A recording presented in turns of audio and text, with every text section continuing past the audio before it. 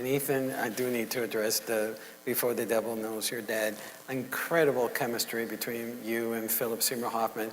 You don't look anything alike like brothers, but you have this like incredible chemistry and create such a strong bond as brothers in the movie. Can you talk a little bit about that? Yeah, well, I met Phil around the time I first moved to New York, right around, 1990. I would go on auditions and Phil would be the reader, The guy, when you go into audition, he's not actually auditioning, he's the guy they have you read with, and he would be amazing. These people are hacks. You don't even want this part. It was just kind of wonderful, And he was always the most serious about acting. I had started this theater company, and he wanted us to do one of his friends' plays, and we said no, and so he started his own goddamn theater company. The Labyrinth. And they're still around. Yeah, the Labyrinth Theater Company. And so he was amazing. And we had always wanted to do something together, and I was doing this play, Hurly Burly, and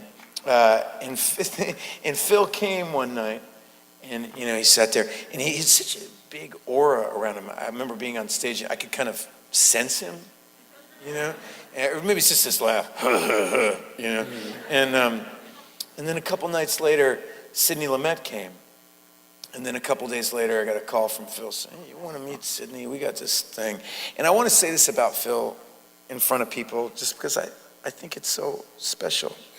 Is that in his little moment, as actors you have, it's this journey of being in and out of fashion. And in his moment, when he'd won the Oscar, what's the first thing he does, right?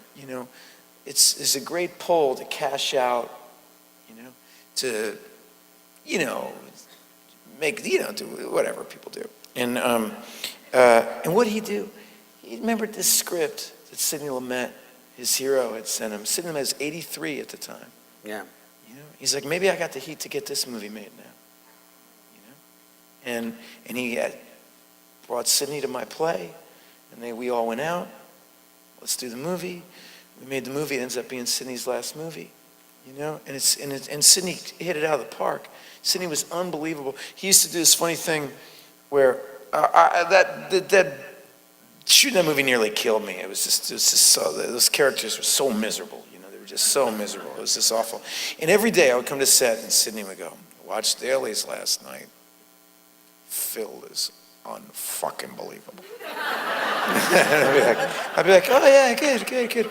No, I mean it, Ethan. I really mean it. Not since Marlon Brando. I swear. I remember directing Fugitive Kind with Marlon Brando, and watching Phil, I got that same buzz. I was like, oh, great. Yeah. My stuff was okay, Yeah, it's fine. And so when we wrapped, I gave Phil a big hug, and I was like, listen, I got to tell you, I love working with you. It's great. I'm so glad this is over, because if I got to hear Sydney tell me how great you are one more time, I think I'm going to kill myself.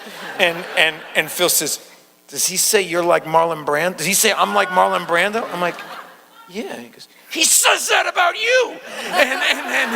And the guy had been playing us both the whole time, got us both like totally keyed up. And, every time Phil come to set, I was like, this fucking asshole's not like I'm like Marlon Brando.